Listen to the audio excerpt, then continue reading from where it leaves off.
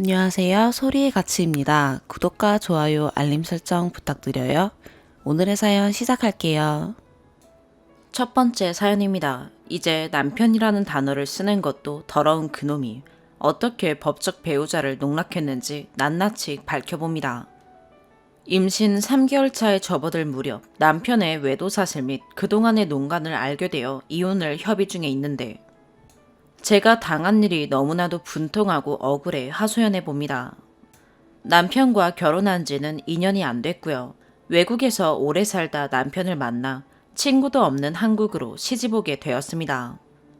작년 말 결혼 1년쯤 되었을 때 남편 회사가 이사를 하게 되면서 남편의 야근이 급격하게 늘기 시작했어요. 저도 새 직장을 구하자마자 새벽 12시, 1시까지 야근을 한 적이 있기에 회식하고 야근한다 얘기하고 야근할 때마다 연락이 뚝 끊겨도 뭔가 미심쩍다 싶으면서도 1분이라도 빨리 오려고 그랬겠지 하면서 넘어가 줬습니다. 남편이 낮 동안엔 일하면서도 꼬박꼬박 문자에 답장 다 하고 수다스러운 성격인데 야근만 시작하면 문자도 답을 안 하고 전화해도 안 받다가 퉁명스레 왜? 이러고 특별한 변명도 없이 일했다며 새벽 12시, 1시에 들어오기 시작하면서 그 횟수가 점점 잦아지더라고요. 그때 미심쩍은 생각이 들긴 했지만 연애 때도 그렇고 이제껏 봐온 남편의 모습 중에 여자에 대해 의심하거나 걱정시킨 적이 없었기에 그냥 뭔가 확인해 볼 생각도 안 하고 넘어갔는데 그 야근의 기간이 계속 이어져 10개월째 야근을 하면서 늦게 들어오더라고요. 제 직장도 야근이 잦아서 순진하게 믿어줬는데 지난주에 알게 되었습니다.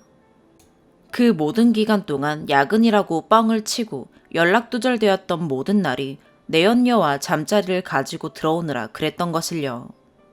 사실 올 초에 우연히 확인한 블랙박스 영상에서 여자를 태우고 다정한 대화를 나누는 장면을 발견해서 한번 이혼할 뻔한 적이 있었는데 남편이랑 작자가 그때에도 육체적 관계는 없었다. 거래처 직원인데 친구 소개해주려다 내가 친해지긴 했다.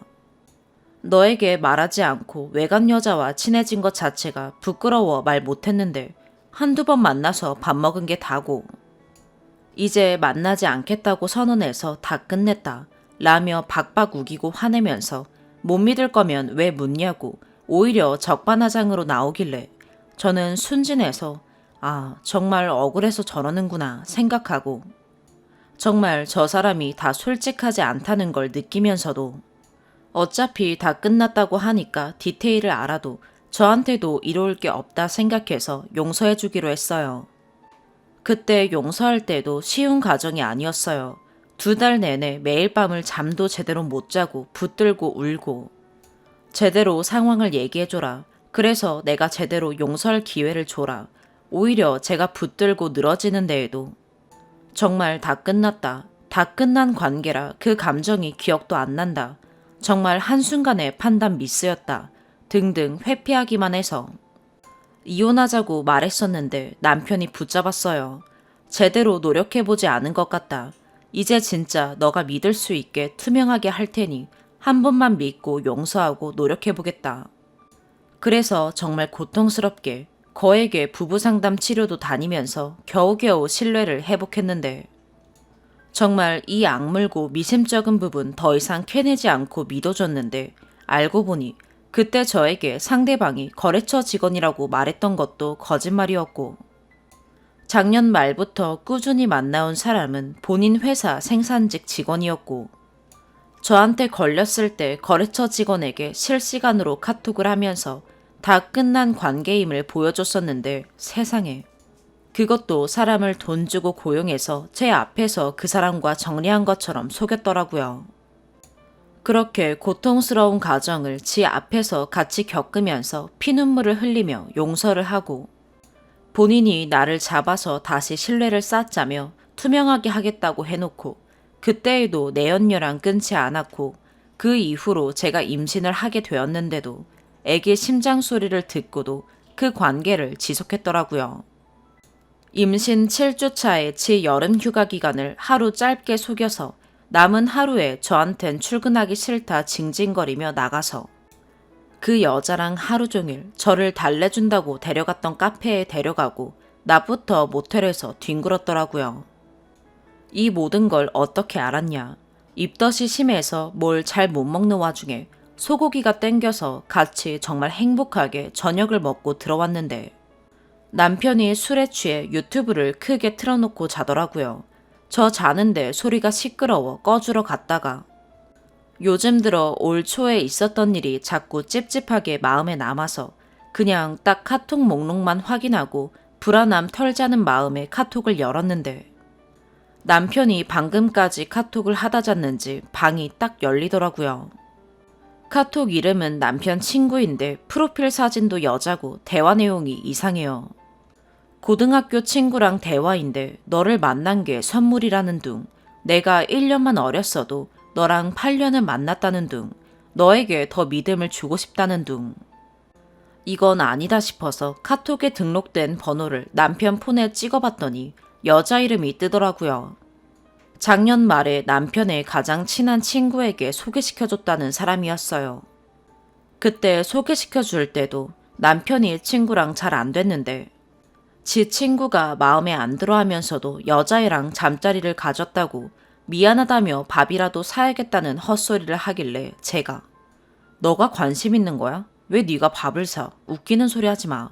하며 화내고 신경 썼던 앤데 정말 여자의 촉이란 너무 허탈하더라고요. 바로 여자한테 전화 걸어서 내가 그 사람 와이프다. 임신한 거 아냐 했더니 화들짝 놀라면서 이혼남이라고 알고 있었다며 남편이랑 언제 만났는지 잠자리는 가졌는지 다 얘기해 주더라고요. 이 여자도 작년 말에 만났을 땐 유부남인 줄 알고도 잠자리를 가진 똑같은 여자인데 얘기를 들을 당시엔 본인한테 불리할 얘기도 줄줄 해주고 본인도 속았다길래 동정심도 가졌었는데 얘기를 들어보니 여자애도 남친이 있으면서 남편이랑 처자고 돌아다닌 똑같은 더러운 여자더라고요. 입덧도 심한데 진짜 너무 충격적인 얘기를 들어 어질어질한 와중에 너무 감당이 안 돼요. 그냥 모른 척할까 생각도 했었습니다. 근데 한 번 걸렸었음에도 더 투명하게 믿게 해준다는 거짓말로 속이고 야근할 때마다 본인 컴퓨터에 실시간 시간이 보이게 사진 찍어 보내고 늦어도 8시, 9시엔 꼬박꼬박 들어왔는데 주에 한 번은 만나 밥 먹고 불과 며칠 전 휴가 때 만나서 잤다고. 알고 보니 컴퓨터 모니터도 그 여자 만나는 날이면 시간을 조작해서 미리 사진을 찍어놓고 그 시간에 맞춰 저한테 사진을 보내 야근하는 것처럼 보이게 했더라고요. 충분히 그러려면 그럴 수 있다는 걸 알긴 했지만 귀찮아서라도 그런 짓 안 할 거라 믿었는데 정말 저에게 만들어서 보여주지 못할 허상이 없는 사람이었어요. 그 여자랑 하루 종일 같이 있었다는 휴가날도 저한텐 출근한다 해놓고 하루 종일 저한테 문자를 했는데 회사에서 어떤 일이 있었는지 점심 메뉴는 뭐였는지 점심 먹고 쉰다며 의자에 누운 사진까지 보냈고 15분, 30분 간격으로 제가 답이 없어도 문자 꼬박꼬박 했던 기록을 보면서 입이 다물어지지 않았어요. 아니, 이렇게 치밀하게 속이면서까지 만나야 했던 사람이면 차라리 올 초에 나한테 들켰을 때 솔직하게 말하고 이혼해달라고 하지. 뭘 이렇게 사람을 끝까지 바보로 만들고 비참하게 만든 건지. 근데 또 그 다음날 그 여자랑 삼자대면을 하는데 그 여자가 제 앞에서 묻더군요. 자기는 상처받아도 상관없으니 갖고 논 거면 말해달라고요. 왜 애기도 있으면서 자기한테 미래를 암시하는 말을 했냐고 묻더군요. 그랬더니 남편이란 새끼가 제 앞에서 그 여자에게 갖고 논 거 아니라더군요. 갖고 논 거였으면 진작 그만뒀다고 이 사람이 있는 데서 감히 얘기하는 거라며 그 여자에게 진심을 고하더군요. 저를 얼마나 바보 등신으로 취급하면 그럴까요? 그래놓고 그 여자 떠나고 나니 저를 목숨 걸고 붙잡더라고요. 나 너랑 같이 살 이유 하나도 없고 너 내 앞에서 그년한테 진심도 고백했으니 난 나가겠다. 이혼이다 하며 친정으로 가려는데 짐 못 사게 하고 그런 거 아니다. 너한테 더 진심이다. 돌아오려고 했다. 끊으려고 했다. 라며 말도 안 되는 소리로 잡더라고요. 결론은 그렇게까지 치밀하고 교활하게 와이프를 남한테도 그렇게 하면 욕처먹을 짓을 2년을 매일매일을 같이 산 와이프에게 해놓고 뻔뻔하게 붙잡는 그놈을 뿌리치고 친정으로 왔어요.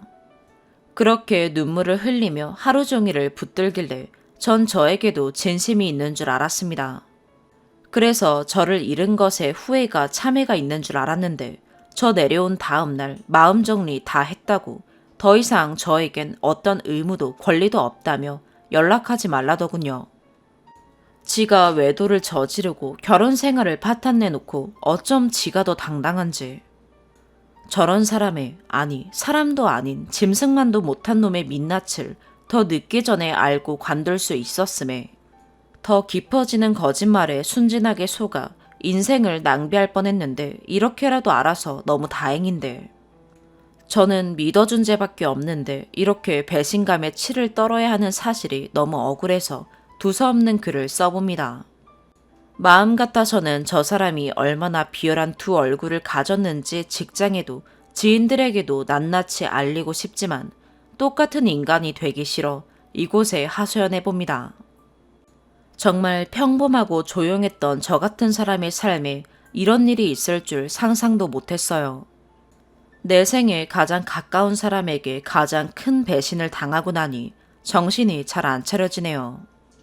가해자는 벌써 자기 죄책감 다 털고 회사도 멀쩡히 잘만 다닙니다.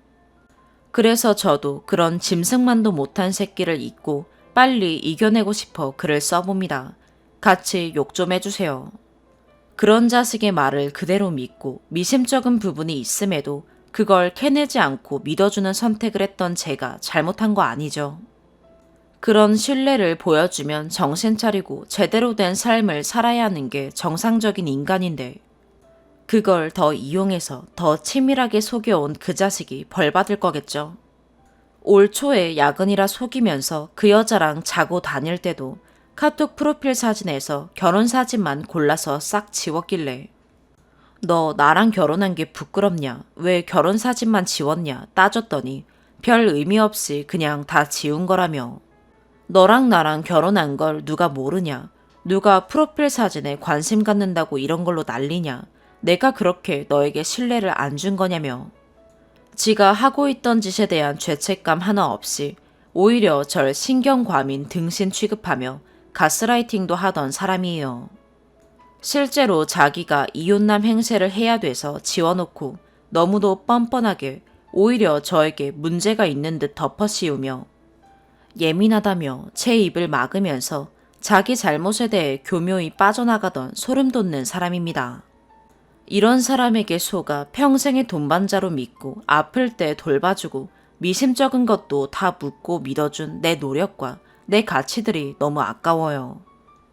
그 새끼보다 더 잘 이겨내고 잘 살고 싶어요. 짐승도 자기 새끼 귀한 줄은 아는데. 자기 애를 가진 임신한 와이프를 저런 식으로 속이면서 산 새끼. 저런 잘못을 저질러 놓고도 벌써 자기 죄책감은 다 털고 멀쩡히 살아가는 거 같이 보이지만 언젠가 더 처절히 망하겠죠. 두 번째 사연입니다. 남편이랑 7살 차이 납니다. 시아버지는 늦게 아들을 낳아서 80대입니다. 그래서 저랑은 할아버지 손녀뻘 정도 나이 차이가 납니다. 결혼은 스몰 웨딩으로 가족 사진만 찍고 끝냈어요. 저는 부모님 돈 허투루 쓰기 싫었고 부모님은 결혼식 하자고 오히려 더 난리셨지만 제가 거부했어요. 남편은 부모님이 연로하시고 경제력이 없으셔서 본인이 다 알아서 해야 했어요. 서로 뜻이 맞아 아무 지원 없이 스스로 결혼 생활하고 있어요. 둘이 여행하다가 만났고 앞으로의 인생에 대한 뜻이 맞아서 결혼했는데 문제는 이혼하고 홀로 계신 시아버지입니다. 그동안 혼자서 농업 관련 사업 하신다고 해서 남편이 신경 쓸 것 없다고 했는데 알고 보니 남편이 해마다 농번기 때 미천을 다 지원하고 있었고 노동력도 지원하고 있었습니다.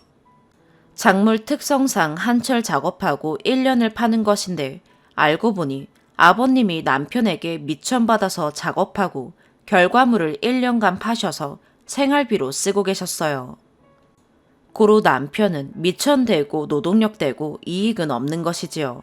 그렇게 10년 넘게 하다가 결국에는 폐업을 했습니다. 목돈이 1년에 500에서 1000만 원씩 꾸준히 들어갔지요. 그리고 아버님 생활비, 시골에서 거쳐 옮겨 다니는 비용도 다 남편이 대고 있었습니다. 그러다 땅 주인이 나가라고 해서 사업 정리했습니다. 몇 년 전 이익이 없는 장사에 폐업한 것이 참 다행이었습니다.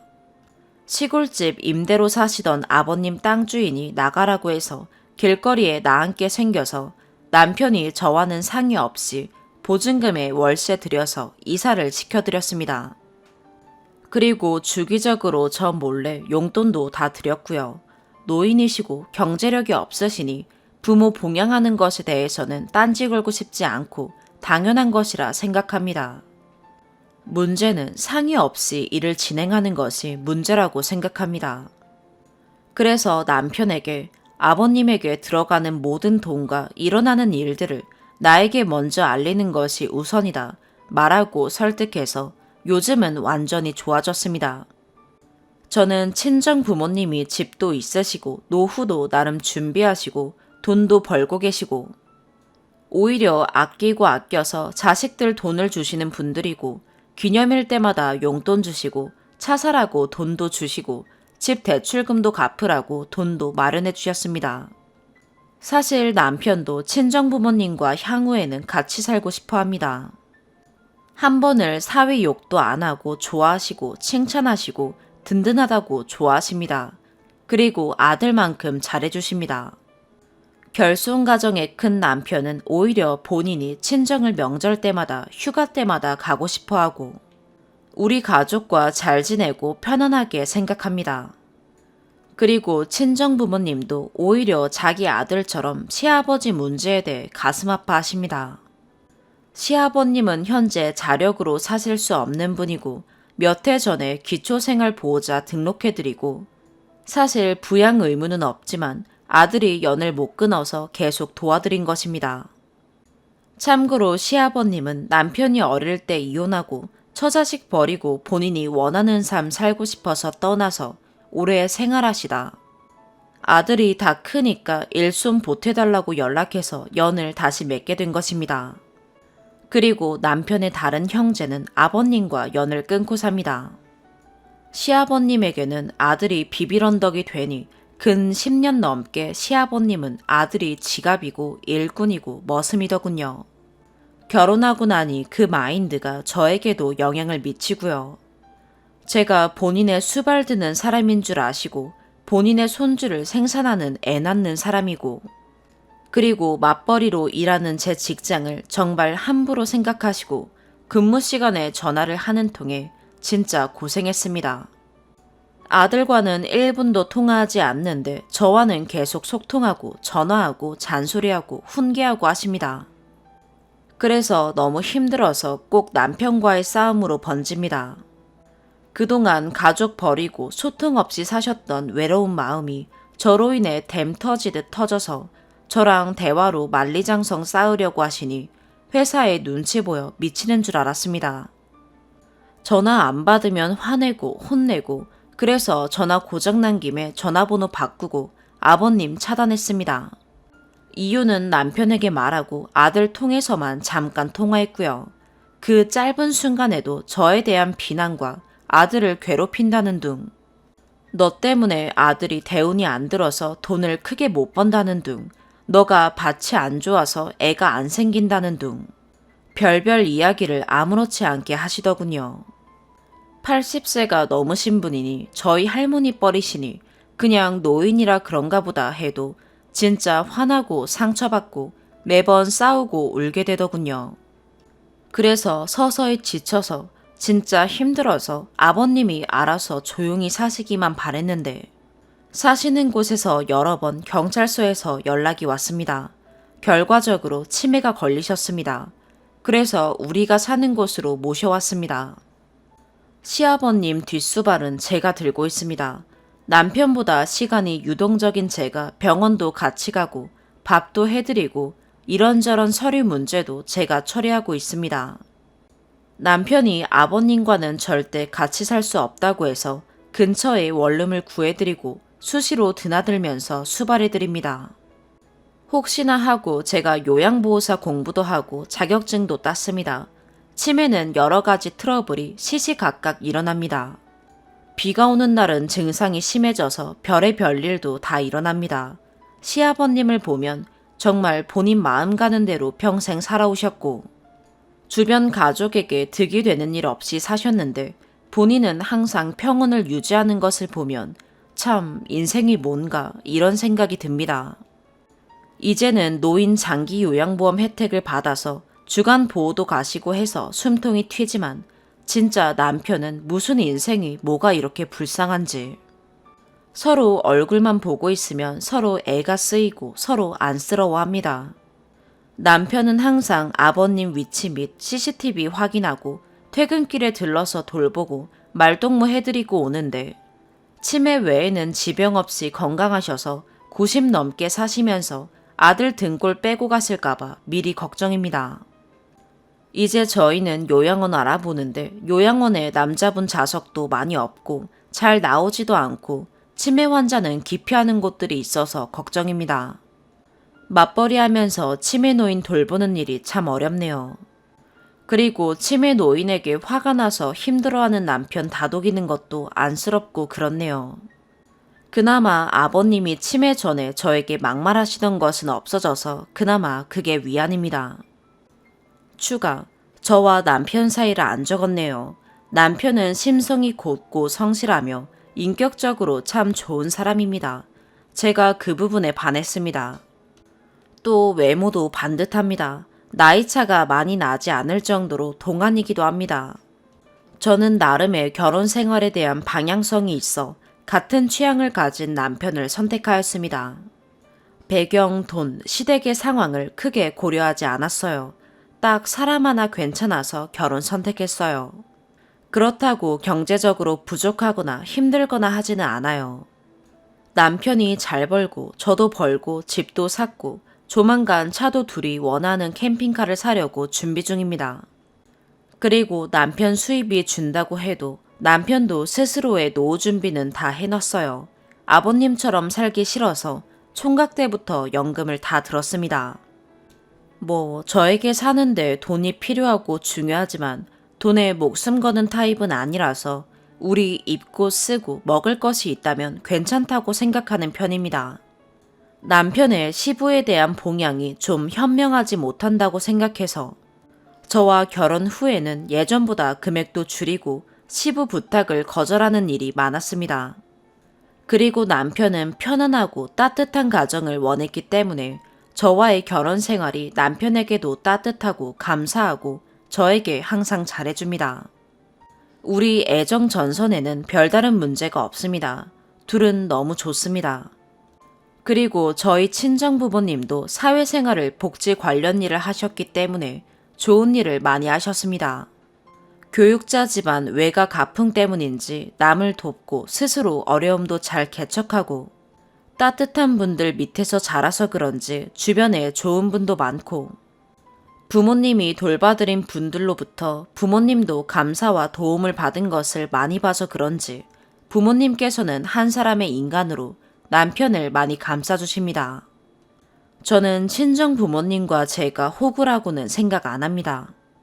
연로한 어르신 예전 과거는 잘못이 많고 제 가슴에 멍드는 말 많이 하셨고 남편에게 좋은 아버지는 아니셨지만 한 인간으로 보면 불쌍한 존재니까요. 다만 저도 사람이라서 아버님이 아들 잘 케어하고 일반 부모처럼 했으면 남편이 더 훌륭한 사람이 되었을 텐데 하는 아쉬움이 큽니다.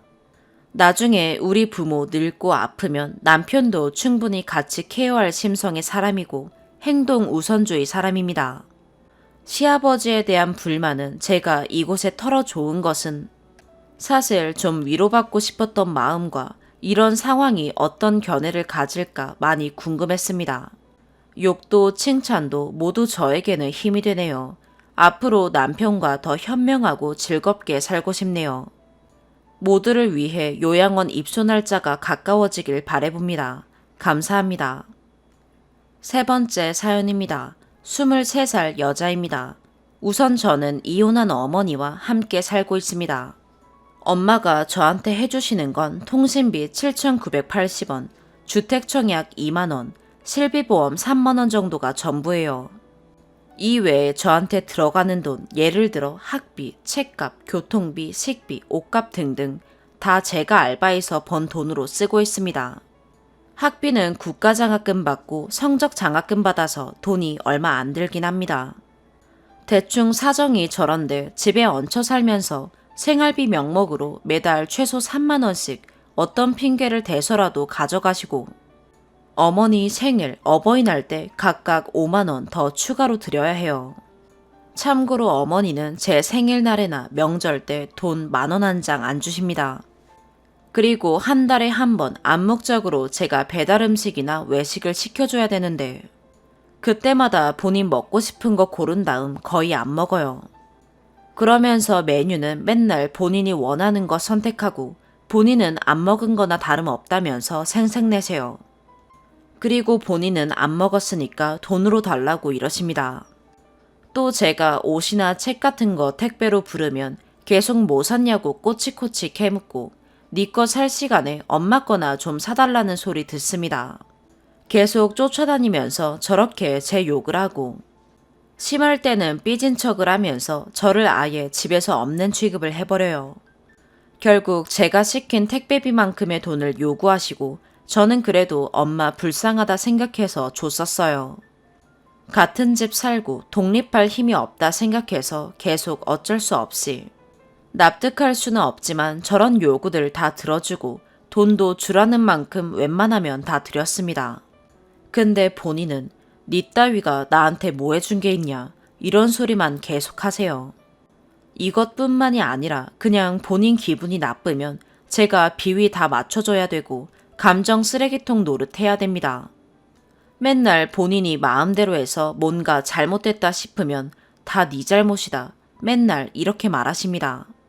이런 일이 있을 때 저는 명백히 잘못한 거 없을 때도 기분을 풀어주려고 잘못했다 입에 달고 살았어요. 저런 건 물론이고 같은 집에 산다는 이유만으로 통금 오후 11시까지 정해놓고 외박 안 되고 대외 활동하려고 서울 같은 곳 간다? 절대 안 되고 친구들끼리 여행도 절대 안 된다고 통제하세요. 다른 친구들 놀러 갈 때 저는 항상 엄마 말 잘 들으려고 집에만 박혀 있었고 상당히 억울했지만 그래도 독립할 능력이 없다고 생각해서 참았어요. 그것뿐만이 아니라 제가 제 돈으로 학원을 가겠다고 하면 돈 아깝다 가지 말라 그러고 뭐 염색에 옷도 마음대로 못 사요. 그 돈 쓸 생각 있으면 본인 용돈이나 주라고 계속 쫓아다니면서 못 입게 하고 염색도 못하게 하고 계속 안 된다 하지 말라 이렇게 통제를 하세요. 제가 지금 사는 지역 내를 혼자 벗어나는 것도 절대 용납을 못 하십니다. 비행기도 본인 동행 없이는 혼자 못 타게 하고 여행도 본인 동행 없이는 위험하니까 계속 가지 말라고만 하면서 막아요. 대학도 지역 내, 대학 취업도 지역 내에서 아무 곳이나 취업해서 본인이랑 평생 같이 살아야 되고 취업하면 또 생활비 달에 얼마씩 달라고 벌써부터 그런 말 하십니다. 너는 엄마한테 평생 효도하고 살아야 된다. 아빠랑 이혼하고 본인이 얼마나 힘들게 너를 키웠는데 내 요구를 들어주지 않으면 너는 무조건 불효녀고 천하의 나쁜 자식이다. 이렇게 생각하세요. 매번 고아원에 너 안 버린 것만으로도 다행으로 생각하라고 하고 외가댁에서도 다 저렇게 말해요. 엄마가 힘들게 너 키웠는데 엄마 말에 무조건 복종해야 된다. 말 안 들으면 안 된다. 어릴 때부터 귀에 딱지가 얹도록 들었는데 그냥 신용불량자인 아빠 따라가는 게 더 나았을 거라는 생각이 들 정도로 후회합니다. 솔직히 말해서 지금 어머니가 저한테 드리는 비용 다 제 명의로 돌려도 문제 없을 정도고 미성년자 때는 물론이고 성인이 되어서도 제대로 된 경제적 지원 한번 받아본 적 없는데 왜 제가 저 말에 다 복종하고 돈 뜯어가는 걸 그렇구나 납득하면서 줘야 되는지가 이해가 안 돼요. 집에 같이 살면서 물 많이 쓰는 것도 너고 냉장고 자리 차지 많이 하는 것도 너다 하면서 계속 무한 주세요. 식비도 심지어 제가 다 해결하고 있고요. 저런 말, 행동 다 받아주고 엄마 말에 평생 복종하면서 살다가는 정말 제 자아가 없어질 것 같아서 겁이 나네요. 항상 저를 위하는 척 하면서 뭔가 잘못되면 다 제 탓이고 제가 뭔가 하고 싶다고 통보식으로 말하면 넌 왜 자꾸 나를 힘들게 하냐면서 또 제 탓합니다. 저는 그냥 엄마의 인형인 것 같네요. 여태까지 뭐 하나 마음대로 해본 게 없는 것 같아요. 본래 저런 행동을 하면 경제권을 담보로 두고 많이 하는데 저희 어머니는 저한테 경제적 지원을 따로 해주지도 않으시고 오히려 돈을 저한테 뺏어가면서 저런 행동을 한다는 게 좀 어이가 없네요. 지금 당장 모은 알바비라고는 300만 원 정도가 전부인데 월세방이라도 얻어서 나가는 게 맞는 걸까요? 아니면 저런 엄마의 행동을 다 받아주면서 같이 사는 게 정말 정당한 일인 게 맞는 걸까요? 마음 같아서는 연 끊고 아예 독립하고 싶지만 제가 아직 대학생이고 알바로 생활하고 있는지라 가능할지 모르겠네요. 조언 부탁드립니다. 네 번째 사연입니다. 직장 상사 혐오감이 날로 커지고 있습니다. 어떻게 하면 좋을까요? 객관적으로 말씀드리기 위해 개인 배경 지식은 빼고 회사 배경 지식은 40에서 50명 전부 사무직으로 구성된 회사입니다. 경영지원팀으로 회사가 작다 보니 회계, 재무, 총무, 격리 다 하고 있고 총 3명이며 부서장이긴 하나 직급은 과장인 과장 5년차 상사 A와 과장 1년차인 저 그리고 사원 B로 전부 여자입니다. 제가 사원으로 입사할 때부터 제 직속 상사로 계속 있었습니다. 기본적으로 나열하자면 첫 번째, 기본 사무실 에티켓이 없습니다. 앉은 자리에서 통화하는데 가족들이랑 무슨 대화하는지 다 들립니다. 아빠와의 통화 끝은 아빠 사랑해 하트로 끝납니다. 가족들이랑 통화는 최소 일주일에 한 번입니다. 가족들이 집안 대소사 관련으론 수시로 전화합니다. 타부서 사람이 와도 꿋꿋이 통화하고 잘못된 행동이라는 걸 인지 못하는 것 같습니다. 그리고 가끔 가다 껌을 씹을 때마다 딱딱 소리 내면서 씹습니다. 다리를 마음 잡고 떨기 시작하면 달달달 소리 내면서 흔듭니다. 사원 들어오기 전 자녀 2명 있는 여자인 C라는 직원이랑 5년 있었는데 상사 임신 후부턴 거의 두 분이서 1시간가량 육아 관련 잡담을 나눕니다. 두 번째, 업무 지시라는 게 정도가 없습니다. 저희 부서가 타 부서에 비해 수직적인 업무 구조라는 건 이해하겠습니다. 그치만 기본적인 복사, 팩스, 스캔 정도까지 시킵니다. 한 번씩 양 많고 바쁘면 시킬 수 있습니다. 하지만 그런 거 상관없이 A4 한 장짜리까지 시킵니다. 참고로 타 부서장들은 본인들이 알아서 합니다. 한 번씩 본인이 하긴 하나 이 정도는 시켜도 되겠지 라는 베이스는 항상 깔려 있습니다. 체중이 급격하게 불어서 그런지 기본적으로 움직이질 않으시고 본인 개인 출력기는 있어서 출력물은 안 시킵니다. 세 번째, 출산휴가, 육아휴직, 연차, 재택근무 등 잦은 자리 비움. 물론 저도 여자니까 출산휴가, 육아휴직은 이해합니다. 그래도 A, C에 비해 일을 더한 적이 있다면 임신 중 단축근무 포함해서 A는 출산휴가 1번, C는 출산휴가 2번. 저도 임신 가능성 있는 여자니 100번 이해하지만 3명이고 하니 체감도는 훨씬 컸습니다. 위에 거는 그러려니 하지만 그 외로 다른 병들로 일주일씩 입원을 많이 합니다. 재택근무도 타 부서장은 아무도 안 가는데 전 부서 순위 나열해도 탑3에 들 정도로 많이 가시고 저희 한 번 갈 동안 혼자 3번 가십니다. 물론 가도 되죠. 가도 되는데 가는 절차가 B라는 사원한텐 회사에서 서류 볼 업무가 많으니 가지 말라고 하시고 제가 업무로 출근하겠다고 하면 본인이 바로 재택 들어간다 하시고 제 재택근무 날 급 백신을 맞으시더니 내일 출근하냐 연차 쓰냐 물어보니 재택 바꿔주겠다는 걸로 해석하더니 바꿔주겠냐 물어보십니다. 본인 재택근무일까지 해서 또 연달아 가시고요. 심지어 업무 시작 시간에 연락 없어서 전화해서 깨웠습니다. 네 번째, 권한 남용. 1차 사건은 한 뼘 크기의 서류를 혼자 막 정리하시더니 그 이후로 손목이랑 팔이 아픈가 봅니다. 회사 일을 하다 다친 거니 개당 7, 8천 원씩 하는 근육용 테이프를 비직원 보고 법카로 사달라고 하십니다. 처음엔 그러려니 했는데 거의 몇 달을 사셨습니다. 심지어 휴일 때도 써야 하니 넉넉하게 사달라고 하십니다. 타부서도 짐 드는 일 많습니다. 근데 고작 사줘봤자 파스 놔두고 하나씩 꺼내 쓰는 게 다입니다. 그 이후로 얼마 안 가 2차 사건이 발생했습니다. 혼자 화분 정리를 하셨나 봅니다. 원래 20대 때 허리 디스크 전력이 있으신데 허리가 많이 아프셨나 봅니다. 병원에서 일주일 입원하라고 했다더군요. 아무도 본 사람은 없고 혼자 정리하셨지만 회사 화분 정리하다 그랬으니 3일 정도 연차를 써야 하는데 그냥 재택근무로 돌려달라고 대표님께 요구했습니다. 안 들어주면 공상 처리하겠다고 엄포하고요. 타부서한테 갑자기 재택한다 하면 욕 얻어먹으니 연차 쓰는 걸로 공표했더군요. 착한 혹은 호구인 대표가 또 알겠다고 했습니다. 참고로 평소에 다른 사람들이 일로 다치면 조심하라고 했는데 안 했다고 잔소리 시전 및 공상 처리 위한 사고 경위서 작성을 요구합니다. 그리고 중간중간 업무 시간에 병원에 가며 2주일 일하고 허리가 안 좋은지 금요일에 바로 돌아오는 월요일부터 한 달 동안 육아휴직을 쓰겠다고 하더라고요. 육아휴직하고 병원 2주 입원하겠다는 계획이었습니다. 결론은 또 회사 일로 그런 거니 한 달 육아휴직 쓰긴 하지만 급여, 상여 일부분을 요구합니다. 급여 체계가 급여, 상여 나뉘어져 있습니다.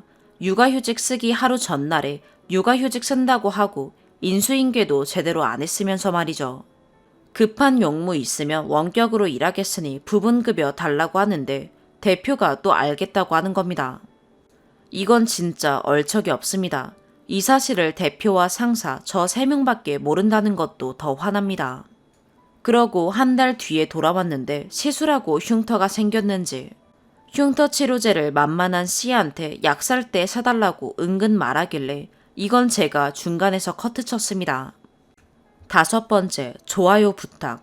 상사 남편분은 직장 CC로 만났었고 저도 같이 일했었습니다. 현재는 퇴사한 상태이고요. 남편분이 인터넷 도매 사업을 2년 전부터 시작했습니다. 구매자가 후기글을 올리면 후기글을 공유해서 저희한테 좋아요와 공유를 부탁하십니다. 남편분도 아는 사이니 처음엔 선의로 해줬습니다. 근데 거의 2년 넘게 3명 단톡방에 업무 시간, 퇴근한 이후, 주말, 시간 상관없이 올리십니다.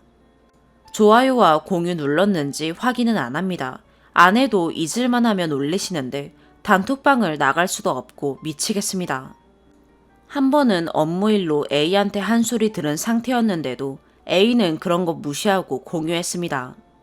A는 그냥 남편한테 전달받으면 아무 생각 없이 전달하는 것 같습니다.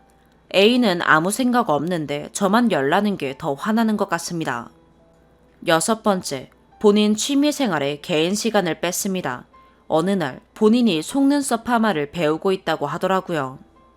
혼자 엄청 열심히 얘기하시더니 결론은 속눈썹 파마 연습하게 대상이 되어달라는 겁니다. 저는 렌즈 공포증이 있고 라식할 때 너무 무서웠다. 눈 엄청 떤다고 계속 거부했습니다. 하지만 거부해도 본인 가족, 친구, 심지어 남편도 해서 연습 대상이 없다고 몇 날 며칠을 부탁하더라고요. 결국 알겠다고 하고 퇴근하고 같이 갔습니다. 가니까 학원도 아니고 원룸에서 가르쳐주는 거였습니다. 누웠는데 쌤이랑 두 분이서 얘기하시면서 제 속눈썹 평가 및 눈 엄청 떤다고 웃으면서 말하고 눈 감고 하는 작업도 아니고 강제 오픈으로 1시간 30분을 눈앞에 상사 얼굴을 보며 숨소리를 공유했습니다. 이건 편한 사이라고 해도 부담스럽지 않나요? 끝나고 속눈썹 영양제 시가 2만 원이라며 주시는데 받고 싶지도 않고 2번 하고 싶지도 않았습니다. 그래도 전 같은 지역이라 양호한 편입니다. 근데 사원 B는 A 상사 집이랑 차 타고 30분 거리입니다. B는 제가 했으니 계속 거부할 수도 없고 억지로 그것도 주말 오전에 오라 해서 갔습니다. A 상사랑 원룸이랑 차 타고 5분 거리인데 심지어 A 집 앞에 태우러 오라고 했다더군요. 결국 사원 B까지 속눈썹 파마를 하고 나서야 잠잠해졌습니다. 싫다고 거부 의사를 명확히 밝혔고 업무 시간도 아닌 개인 시간까지 왜 부탁하는지 모르겠습니다. 본인은 속눈썹 파마라는 선의일 수도 있습니다. 하지만 저희 입장은 하나도 생각 안 하십니다. 7번째, 타부서 사람들이 손절. 평소 업무 일로 A가 타부서랑 말하면 말이 안 통한다고 합니다. 했던 말 또 하고 또 하고 결국 도돌이표 얘기를 계속 하십니다.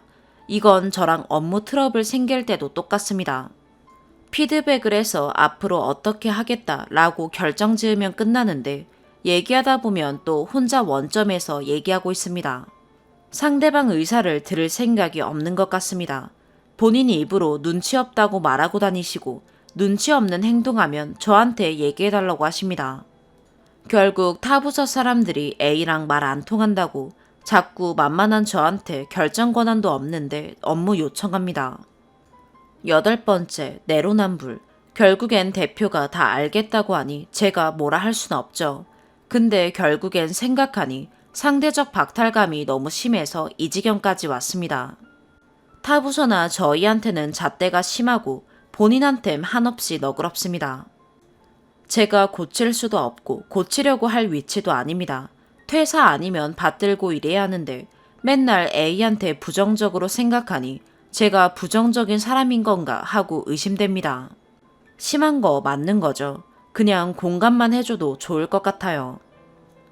오늘의 사연 여기까지입니다. 구독과 좋아요, 알림 설정 부탁드려요. 시청해주셔서 감사합니다.